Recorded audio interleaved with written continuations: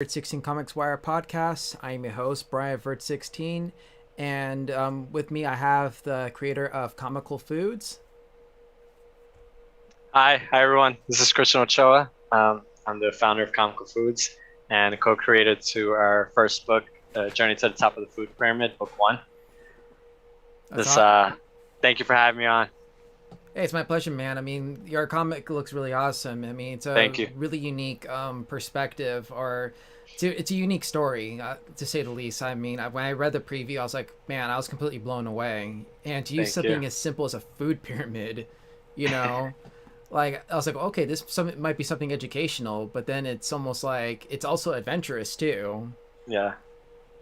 No, thank you so much. It was fun working with the whole team on this project, and we learned a lot, and we're excited to keep working on it. It's almost done.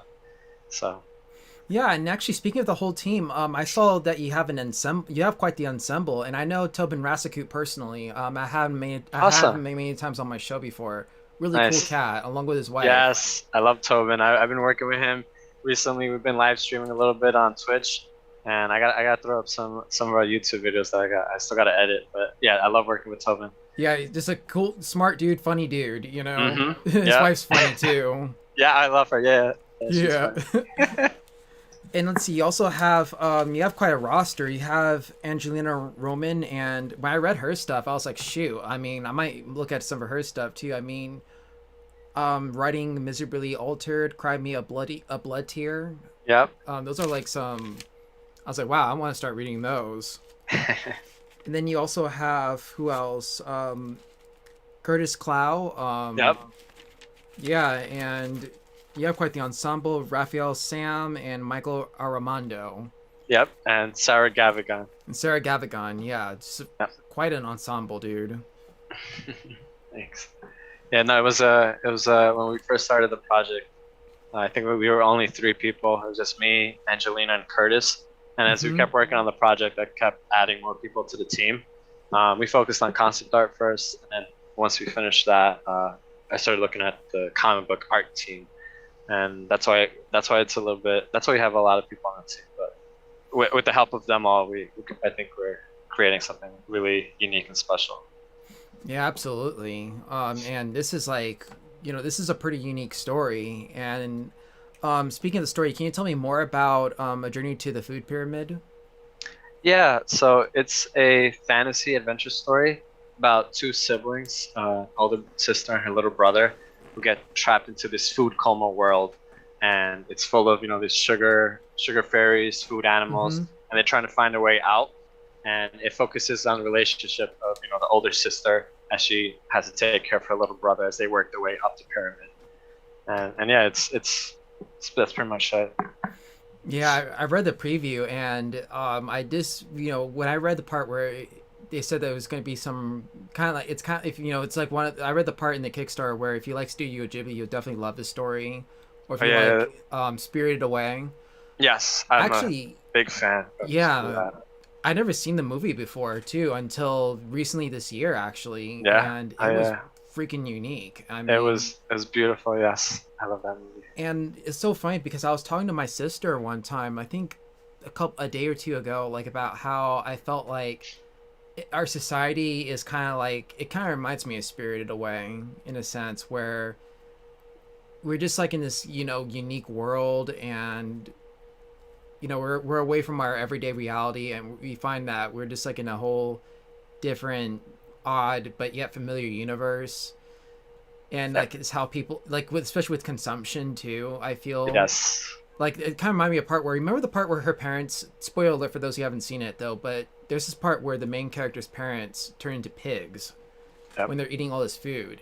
And that's what it kind of reminds me of, like consumption of like just like, not just like materialism though, but like consumption of like the negative news and all that, and like this how it changes people. That's what it kind of reminded me of, and I was just like, wow, dude.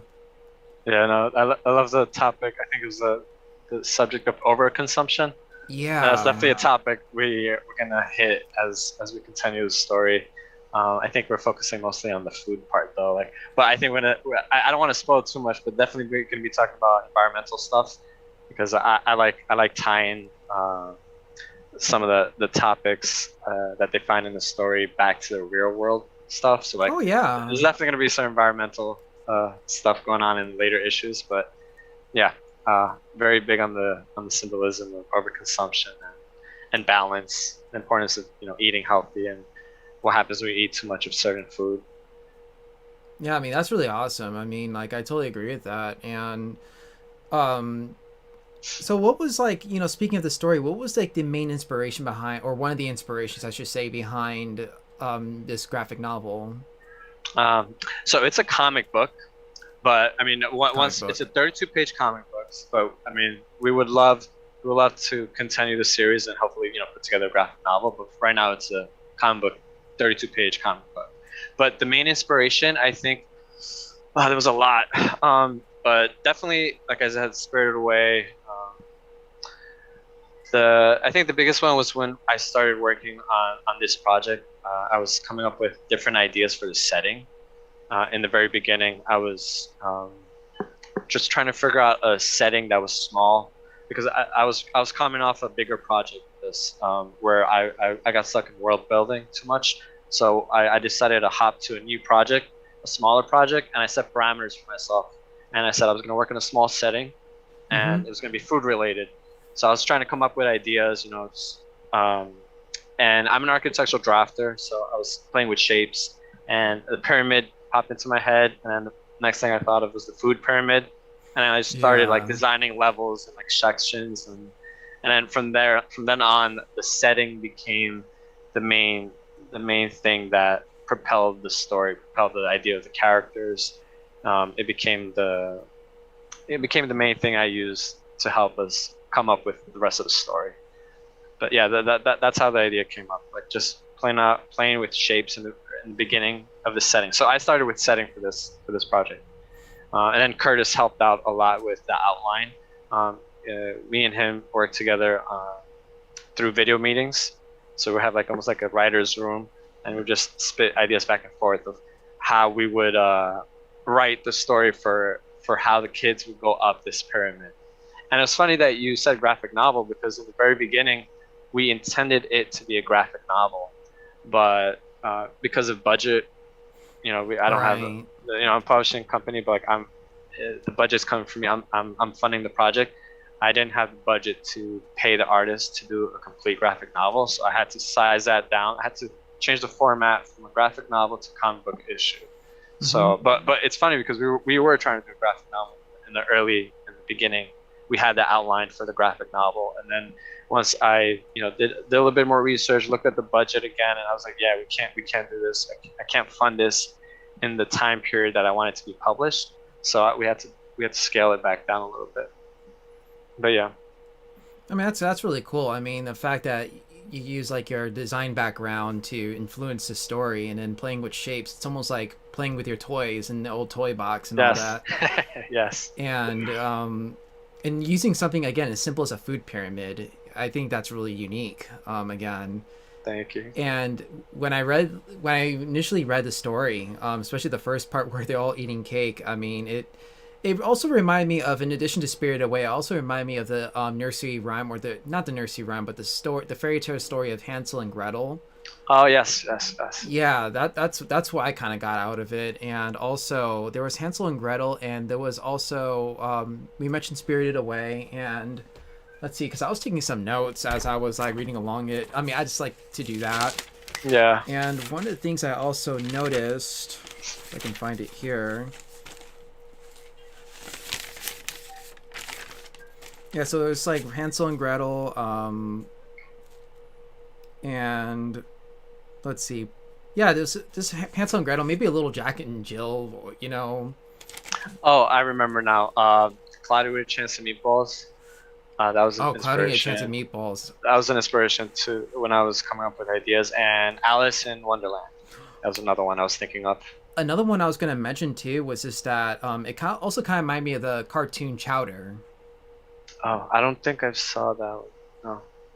Yeah, it was like on Cartoon Network, and it's about like this kid who's like a cat bear bunny hybrid, I think, and he just loves food, and he always Uh, uh, gets into stuff. And Got it. No, I haven't seen that. I haven't seen that one. I'm not familiar with that one. Yeah. I gotta And check it out. yeah, absolutely. And the characters of Basil and Anise, that are named after herbs, kind of like how Chowder's named after like a chunky soup. Oh, yes, yes, yes. Yeah, that's what I kind of got of it. And can you tell me more about Basil and Anise? Yeah, so Anise is I guess the older sister. She's a picky. They're both spoiled. She's a picky eater, but being the older sister, she has to be responsible for her little brother. And I took inspiration from my own life. I'm the older brother of three, so I grew up with my two little brothers, and there are always these struggles of being the oldest, and providing being a good example to them and helping them out.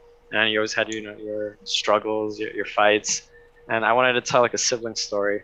And Yeah. Anise was the I think is the one of the main characters in this story. She's the older sister, and she has to take care of her little brother. And the little brother Basil is annoying. As I remember my brother when he was little, he was really annoying. He always wanted to play, and you get to that age where you start, especially if you're like, depending on how many years apart you are. I'm 5 years older than my little brother, and I remember when I was growing up, I was really close with him. We always played together, and it came to a point where I think it was around like junior, like middle grade or something, where I started hanging out with my friends more, and he wanted to hang out with us. He just wasn't at that age where he could hang out with us no more, and that's when it was like arguments started happening, Oh yeah. and then yeah, I wanted to touch on that type of stuff, on that type of story. So Basil is a little brother, the little sibling who's always getting into trouble, and and then you're gonna see the conflicts come up as they go up the pyramid, when they start meeting new characters and everything. That's really awesome. And like, how you use your experience too, like being the oldest and all that as an influence. Yeah, especially as a new writer, because I am a new writer. I don't have much of a writing background. I dived into comics, when I'm 30 right now, so Oh I was working on wow. this for like 2 years. So when I was 28, but I haven't written anything creatively since like high school. So I knew, when I went into this project, I wanted to team up with someone who had a little bit more experience with me. So that's why I co-wrote it with Curtis, because he was dealing with some high concept, fantasy stories, and I love high concept stuff. So I teamed up with Curtis. He helped out a lot on the writing side. Awesome. I mean, yeah. And can you tell me more about like the process behind the writing and all that? Like, cause like I know with Tobin, he has like a really meticulous like process, and I was just like, wow, that's and we talked a whole lot about writing conventions because I'm a writer too myself, Yeah. and it's just he went over so much. If you listen to like one of our podcasts I had with him, we did like his very first one, and he would just go into detail. I'm like, that isn't like he's like a creative writing professor. Oh yeah, yeah, yeah. Tobin, yeah, he knows how to teach. Oh yeah, Like he was absolutely. teaching me how to do lettering, and I was just like learning on the spot. Oh man, it's as a writer. Okay, so I'm gonna try to remember, because like I did a lot of stuff as a new writer. I think the biggest thing I did was outlines for me. I focused on the outlines, log lines, but for me the outlines were mainly like one sentence type of Mm-hmm. outlines where you write a sentence for a scene.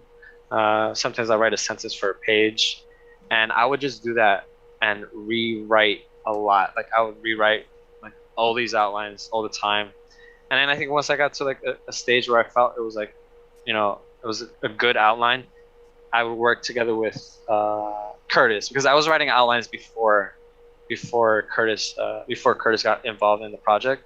So I had like the basic outline kind of figured out, and that was my process, just writing outlines, rewriting them, starting from the end, from the middle, because in the beginning I was trying to do begin chronologically, right chronologically from beginning to middle and end, Yeah. and it wasn't working out for me. I had hard trouble with that, so then I just started writing in not in order. I'll just write like several scenes that I thought were cool.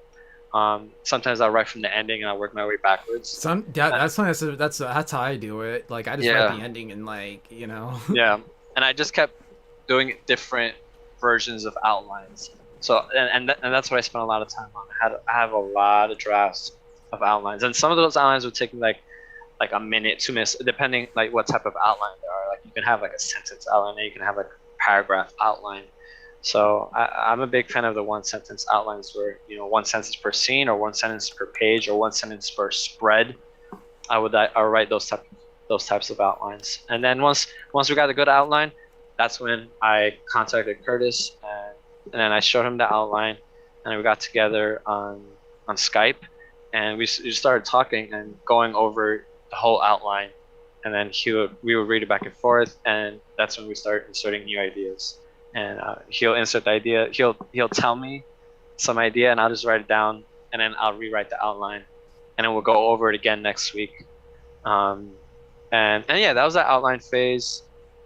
And then script, I hate writing scripts. I tried writing scripts. I did not like the format. So I told Curtis if he can tackle the script, and then I would edit it after he finished. So he would finish the script, he'll send it to me, and then we'll get another call, a video meeting, and we'll go over the script, over like points that I thought we could improve on. And then I'll just edit it a little bit and send it back to him. And it's just back and forth process. And that's how we tackle the writing for Journey to the Top of the Food Pyramid. Well, I mean, especially with the meetings and all that, that's quite the process, and it's almost like a writer's workshop too, Yeah, it was nice to be able to like share ideas and to get ideas to somewhat. bounce off of too. Yes, exactly. Because sometimes I'll be stuck in like one thing, and Curtis would just be like, "Oh yeah, you can do this or you can do that," and sometimes he'll be stuck on something, and I'll come up with a different idea off his other idea that he came up with. So it was nice the feedback you'll get from a video meeting. Yeah, totally. And let's see here. So, who would you say is your favorite character in the comic? Oh man, that's hard. I think design wise, I would say the Sugar Fairy, just because we spent so much time designing it. I'm big into concept art, and for some I reason, like concept art. I love concept art, but I can get too deep into it. And the Sugar Fairy, we spent a lot of time designing it. We were trying to design a creature that was very unique, and I think we hit the unique thing, but it took us a while to get there. The characters were easier to design. But yeah, the Sugar Fairy is my favorite character just because of the design. Story wise, it's probably gonna be Basil, but overall, Basil. I think the Sugar Fairy is my favorite creature. Yeah, Sugar Fairy. I did see. I think I did see the Sugar Fairy too. He tried. He like gave Basil apparently like not spoiler alert. So, but he gave Basil like a piece of sugar and he took it, and the sister was kind of like, "No, don't Yeah, do it." Which to me is kind of ironic because like I was like, "Girl, wouldn't you like eating like cake a little earlier, and then now you're refusing sugar?" yeah, yeah. Like, I don't know. Yeah, I think I wanted to show that she's because the cake is coming from her mom. So, when it comes from like a stranger, her being a little bit older, she's a little bit more wary of that. Yeah. And like yeah, and you can definitely see like the sibling rivalry going on and all that. Yeah. Because like when mom's not around, that's when she acts the oldest and all that. Yes. So let's see here. I was gonna we were talking about the whole concept and everything like that. I was going to ask to like well actually one of the things I do like about the comic is just that how half of the story is the comic book and then the other half is like shows like all the concept art and the process behind creating the comic, Oh yeah. like the recipe I think it's called. Yes. We're calling it the recipe, so the comic book recipe. We're so the intention behind that was that for Comical Foods, the publishing company, we want to put out books that have the story, comic book story, and then alongside that story, we're going to have the entire process from and we're going to break it down to a recipe format. So for each part of the process, we're going to have like certain steps, the way we did it, and we're also gonna include like our mistakes, because I think when other when other publishers put out books, they put some back matter in there, but I always love it when books have a little the extra stuff, and I just love looking at concept art or like how the creators wrote their outlines or how they scripted something, because I get to learn from that. And then as a younger reader, you can kind of like start learning from the back matter of that book if you're interested in that type of stuff. So I decided to, being the founder of Comical, I decided to show the whole thing, how it was created from step one all the way to the final step, which is, for us, we're just making it the design of the actual PDF, like how we designed it in InDesign. But step one is how to come up with the idea, and then you go through concept art, outlining, a script phase, layouts, thumbnails, all that. And yeah, and we there's a lot of focus on concept art, because personally I just love concept art, and we had a lot of the team work on it in the early beginning of the project. So you're gonna see a lot of concept art in the book. I really like that approach too, like with comical foods. I think now I know why you call it comical foods, because you show the recipe of like how a comic was made. So it's almost like, in a sense, the comic is the food, but it's like Yes. food for the soul, or food for like, yeah, like soul food. No, I was kidding. Yeah, no, it was hard coming up with the idea in the beginning. Comical Foods was initially a food blog. I was trying to write a food blog because I love food. Oh And God, yes, I love food. it just wasn't working for me, the food blog. And then I tried doing illustration. I wasn't that good at it. And then comics, somehow, I forgot how it came to me, but like I started working on a comic, and then just things started to roll from there. And now it's a comic book publisher. But it first started out as a food blog. Man, food. I mean, let me tell you, nothing. There's nothing on this planet that brings people together more than food. Yeah, I know. I love cooking, and I love eating. And comics, of course. I mean, Yes. especially after watching the Avengers, like, dude, like I, saw the shawarma scene, and I was like, yep, I'm gonna go get a shawarma, and I started eating those like almost every week. Yes. Oh, shawarmas are delicious. They are. I mean, you can, best street food ever. You can have shredded beef. You can have chicken. I mean, hell, you can probably have a vegan shawarma. For all you vegans out there. Yeah. And I actually read that too. You did mention on your bio that you do love food, and also, and let's see, like you love food, and you also mentioned world building, and you love NYC food. Now, I never been to Oh, New York yeah. City. Oh, I grew up in New York City. It's In on Brooklyn, it's on the mainly. list though, man. I grew up in Brooklyn, around Shisha Bay, and it was a lot of Russian and Turkish restaurants. And I used to visit this Turkish restaurant all the time. They had this really amazing chicken kebab sandwich. Oh damn. It was really good. It was just chicken kebab with like lettuce and tomato, but the chicken kebab was like seasoned, so it was delicious. And I used to get that all the time. And we had Avenue U, which was full of like different types of Asian restaurants. I would go hang out there with my friends. So I was always I lived in a neighborhood with like different types of cuisines, different types of foods, and it was awesome to be able to like eat different types of food. Yeah. And then I grew up my family is Ecuadorian, so my mom would always cook Ecuadorian food, and I grew up with that type of food, and I love it.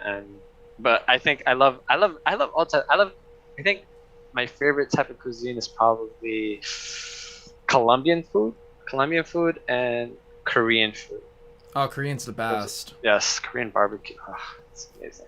And funny enough, like, even though I grew up in California, I spent times between LA and San Diego and Riverside. Like, I never really had like, totally ethnic food until I went to college. Like, that's when I was introduced to curry. I was introduced to pho, Korean barbecue, like you mentioned. What else did I have? I had ceviche, which I think is like, I love ceviche. yeah, ceviche's bomb. And I also had like, I don't know, like what type of ceviche did you have? I'm not really sure what type of ceviche it was though, but Was it shrimp or fish? Actually, I think or it might have mixed been. seafood? It was probably fish. That's probably oh, okay. I love the shrimp ceviche. My mom makes a really amazing shrimp ceviche. And I was introduced to that by my Latino buddies and like my Christian club, La Fe in a varsity, and I was just like, wow. And there was a time where I went to this Indian restaurant and I was with my buddy, right? And Yeah. and he was like this black dude. You know, I'm part black too though. But then when I went up to the counter, it was I kind of find this a little funny. You know, I went up to the counter and I was just like, you know, I was like, can I have some of that sweet stuff right there? And like, my buddy just looks at me and he's just like, dude, you are so white. And I'm like, because you know, it's just like not to be like obviously, you know, but the thing was is like that's how like out of touch I was with food, you know, because like I never really tried ethnic food until I went to college, and I see. that's when I was actually introduced to it. I'm like, oh, there's actually this stuff. I mean, I've had like other food, like I've had a little bit of Nigerian because I'm part Nigerian. I had Filipino. You know, I've had like corned beef, which is an Irish dish because I'm part Irish on my mom's side. My dad's Yeah. Nigerian. But that's pretty much about it though. Like other than that, like I haven't had anything else. You know, but until I went to college, and I was just like, oh, this is actually pretty good, and I really love curry. Oh, you love curry? I don't like curry that much. Really? It depends on what type of curry. But like most of the curries, I don't like. I don't really like. I'm not into curry. I love more of the kebab types of meats, but curry. I don't know. The flavors are sometimes too strong for me. It depends though. It depends on the how Probably they the season it. spice, yeah. It depends on the spice. I'm not really big into spicy foods, but yeah, curry was one thing I really didn't. I'm not a fan of. Depending on the type of curry though, there's like different types of curries out there. So some I like, some most of them I don't. Yeah. And yeah, so I did also mention that you know I had Filipino food because you know I also grew up in a Filipino neighborhood in San Diego and like my dad's wife is also you know she's part Filipino and you know so like that's kind of like was my introduction to food until college. It was just like you know you know Do you cook your food? I mean, do you like to cook? I like to cook though, but I'm not the best cook in the world. I mean, it's kind of like, you know, I mean, I'm not the greatest cook. I mean, I try. I see. I see. No, I think I started cooking one day because I wanted to try different food than what my mom was making. She would always like make her food was good, but it was just I got tired of the being the same type of flavor over time, and I was like I'm just gonna start making some different meals for myself, and I was really big into Food Network, so I would see them cooking, and I'm like, oh, I want to eat Yeah. that, and then I was like, I'll try to mimic it, but it will always come out bad. But then once you start like getting the hang of like seasoning, like how much seasoning you put in the dish or how you season the meats, it started tasting good. And I'm a big fan of lemon, so I put lemon on everything like Oh, before you lemon's good. I yeah, love before you season citrus. it. Yes, I love citrus too. And actually, you kind of remind me of a time I spent at the hospital. I had like a surgery for like my pancreas. You Oh know, no. yeah, I know. And thankfully, it was benign though. But then what happened was just that this was years ago. And Yeah. what happened was just that my sister, my older sister, brought along some hotcakes for me, like these cupcakes, and it was like from a place called Hotcakes in Los Angeles. Yeah. And they were so good though, but you know the nurse told me I couldn't have them because I was still recovering from the surgery. I was like, oh shoot, you know. So I tried, you know, I was looking at them and I wanted to eat them until I was allowed to eat, and then finally when I was allowed to eat, I was just like eating them by like you know like I was really wolfing them down, even though they were stale. I didn't, even though they were stale, I didn't care. I was like, these are good, you know. No, yeah. No, when you're hungry, you're gonna eat as much as you can. Yeah, and like I was even watching the Food Network, and I was also watching The Chew, which was a show that would go on ABC until I think it was canceled because that one guy did something kind of you know odd. Yeah. But you know they were talking about like I forgot what they were showing how they were cooking the food. And I was like, oh, and I was in the hospital. Meanwhile, I was hungry, and I couldn't eat. I wasn't allowed to eat, and I was just like, oh no, you Yeah. know. No, that's how I felt when they took my wisdom teeth out. I was starving. They took that wisdom tooth out. I couldn't eat for a while because Real. the Oh man, pain. that is the worst. Yep. I had an impacted wisdom tooth. I couldn't eat for like a week. I was drinking soup for like a full week. Hey, at Just least you soup. had soup. I know. I got tired of it though. I was eating soup. I think chicken soup. I was just like, I need some more Like solid food. sustenance, like solid. Yeah. Yeah. Because like for me, But it was like I couldn't eat for like, especially during that stay at the hospital, I couldn't eat for like almost a week, and like yeah, I was surviving on ice chips and water. damn. And like and like actually this year I was even at the hospital too for like a bowel obstruction. Like it was hurting so bad, Oh, and I couldn't eat for like 2 days, which was better than my previous go, but still I was going nuts. And like there was a time where the doctor kind of forgot to like tell the nurse I was allowed to eat, and I was just like, I just had the surgery and like I'm okay now, so time to eat. where's my food, And the Yeah. nurse can tell I was kind of getting a little, agitated, and she's like, okay, I'll have to reach out. And sure enough, thanks to that nurse, she was such an angel, she was able to give me my food. Yeah. No, I mean yeah, there's all the stories that when food comes up, we remember all these stories that happened to us. I have a bunch of stories around food. I mean, food is a pretty good storyteller. Yeah, I mean back in the day we used to eat around the fire, right? Oh yeah, I mean, when we were cavemen and like all that. Yeah, how else are we gonna survive? I mean, we kill a beast, we send it home and cook it, Yeah. and they told stories around the fire. Yes. Yeah. So let me see. So you mentioned being a fan of Spirited Away. Have you watched any other Ghibli films or anything like that? Oh yeah. There was one. I forgot the name. It was the one about what was that? Poisonous bugs or machines. That's the only one I saw. I only saw two of them. So Spirit. Oh no.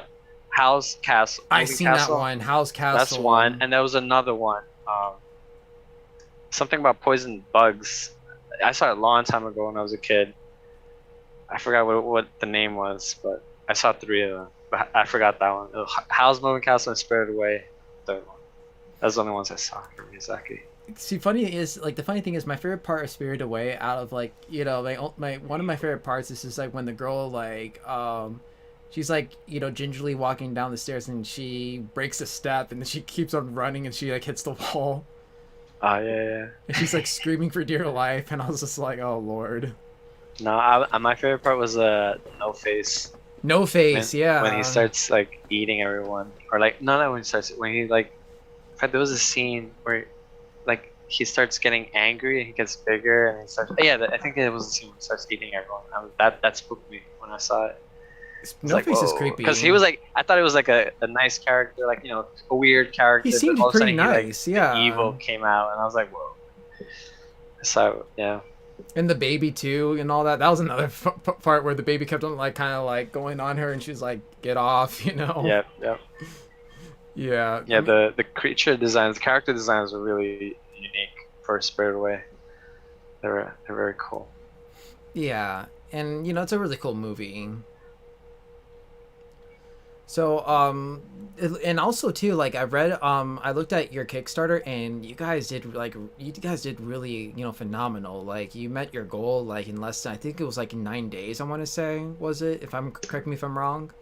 No, actually, we actually made our goal like close to the end, but once we reached it, a lot of people started backing. At the last few days, they started backing a lot.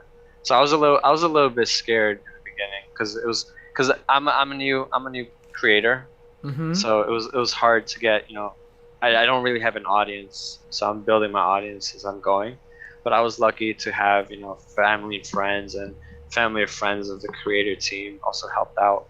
And then on the last day, Curtis was telling me this too. On the last day, people just start backing out of nowhere. The last 2-3 days, they started backing. Dang. Like the first day was good. First day, everyone backed, family, friends backed, and then we had that slow middle phase where like barely any back, like 1 or 2 backers here and there. And at the very end, everyone just started backing, and then we funded, and then people kept backing the project after it funded. So it was interesting to see how the funds came in, how the backers came in. But yeah, it was the first 2 days, a lot of backers, Mm-hmm. slow middle phase, and at the last 2 days there was a lot of backers as well. That's amazing. And like I was looking at the awards, and like I wanted to like get something up, but then like it was already backed, so I was like, dang it. Yeah, I mean once we have it up, we're gonna have it up on the website. But for now, the Kickstarter backers are gonna get the first books. Yeah, that's cool, man. I mean, you have a lot of cool rewards though too. Like you had like the if I can look here real quick, I think, let's see. And you have like the my mouse is kind of acting a little funny, but it's all good. Oh yeah, I can say some of the words. We had a coloring book. Yeah, the coloring Um, book I saw, and let's see, you have the takeout, the entree. oh yeah, we were naming the tiers. We were giving them food related names. So the entree was just the physical book. Um, I think the takeout, I forgot what it was, but I think it's like the digital version of that. But The yeah, we had appetizer. the digital version of the story. I think we had rings. We had some rings in there. My family, we do jewelry. Oh yeah, I Um, did see those rings, and there's like one with 14 karat plating, and there's like a rainbow one, I think. yeah, there's like a sugar resin ring, and then there's a gold plated ring in there. My family they do jewelry repairs, so I know a little bit about jewelry, and also Angelina, she does some jewelry resin designs. So we That's put in really some rings in cool. there. Yeah, yeah. My father, my whole family does jewelry repair stuff, so I was lucky Wow. to take some, get some help from them, and we designed a little snake ring. Yeah, I think Sarah and like my sister probably might get along too because they're kind of into that stuff, Yeah, like with jewelry. yeah, yeah. My like I'm not that much into jewelry, but I like when like the snake ring that we designed came out cool. Kind of Harry Potter-ish too, a little bit. A little bit, yeah. We were trying to design like just like a snake that coils around your finger, and we just came up with that. But it's one of the characters in the first story, the oil snake. Oh, So I saw you'll that. see it. Yeah, Yeah, the you oil see it snake. in the first pages, like first in the preview of the pages. You see the oil snake pop up. So that's one of the first characters that they meet. So right now we're getting to the close of the segment, and I was just wondering, what do you want people to get out of this comic book? Okay, oh, that's a great question. What do I want them to get. I think I just want them to be able to show their kids, or even if they're reading it for themselves, to just have a fun story and to be able to have the opportunity to know how to make a comic if they're interested in that. Absolutely. Because like every time I interact with you, Tobin, or Alaire, for instance, like I get more inspired to actually want to get into creating my own comic book, perhaps. And it's like, I'm starting to get more excited. I mean, originally I wanted to do like a novel though, but I was thinking that a novel is cool though, but like, why don't I just go into comic writing instead? Yeah, I think it all depends on what your goal is, Yeah, on what your goal, and it also depends on. I mean, are you an artist? I'm a writer. You're a writer, so then it depends on your goal and it depends on your budget, because what's going to end up happening is you're going to have a budget to pay an artist, and then you have to decide if what kind of budget you're gonna have, and that's gonna help you decide how many pages you're gonna have, because depending on the number of pages, you're gonna have a budget. You gotta have the budget to pay the artist for those pages, and that might deter you from making a comic book. But you can still work on your scripts and outlines. But that was what stopped me in the beginning. I was like, I didn't have money to pay artists. So Mm. what I did was I saved up, and once I had the money, I started looking for an art team, and I paid them for the work. But I was definitely thinking of writing a novel. But I'm a visual person. I love Yeah, visuals. So I was like, I'm gonna save up money because I want to make a comic book because I love I love the visuals I'm of a it. visual guy too, for the Yeah, most part. yeah, me too. So I was like, I'm just gonna save up, and then I did it. But I mean, I'm like an in betweener though, but for the most part, the visuals, hey. yeah, and there's different formats also. It's not just comics. I think there's have if you're more like into writing than visual. I think they have uh, illustrated novels where it's just like Yeah. one picture a page, like one really nice picture, and then Then the rest is and then just like, there's yeah, different versions of illustrated novels where it's like a mix of prose, and then you have like a picture on the other page. So I still want to play in that type of format. Like that was what I was trying to do in the beginning, but then I chose a comic book because I love comics. But I still want to try an illustrated novel that's half prose and half pictures one day. That way, it is, you still, the cool thing about it is you're still, working with people's imaginations. So, but at the same time, you're kind of giving them a bit of like a lifeline too, to show like what Yeah, things actually look like, and like, oh, that's how I imagined it, or oh no, I didn't know it looked like that. Like that looks pretty cool. yeah, And I like that about like the Harry Potter books, how in the beginning of the chapter, they would usually show like a picture of like what's to come. yeah, That's yeah, one of the things I liked about them, and I was like, okay, then it gives me an idea of like how I can visualize as I read, what the characters are gonna look like, or what's gonna happen, and it's just really cool. yeah, So, Christian, yeah. where can we find you on social media? Oh, you can find me at Comical Foods anywhere on social media. I was lucky that Comical Comical Foods was Foods. not taken, and on any social media You should platform. trademark that, man. I did already. Oh, dude, that awesome. I I don't recommend trademarking in the beginning because it costs a lot of money and you can make mistakes. But fortunately, I don't know. I just trademarked it because I was like, I'm gonna really work on this for like the rest of my life. So I was like, I'm gonna trademark it, and I got the trademark. Like, it took me Protection, like 2 years man. to get it, but I got it. That's awesome. Thank you, thank you. Well, thank you so much for being on my podcast. And yeah, so thank you so much for being on the podcast. And congratulations on your comic book being fully funded. I'm looking forward to reading it, especially once it comes out. Thank you so much, Brian. Thank you for having us, and thank you for the great interview questions. I can't wait to get the book to you once we finish it, and you can get it. Yeah, absolutely, man. So that's gonna do it for the Earth-16 Comics Wire podcast. Thank you all for listening and viewing. And as I always say, stay ever so awesome. This is Brian and Christian, and we're signing out. But Okay.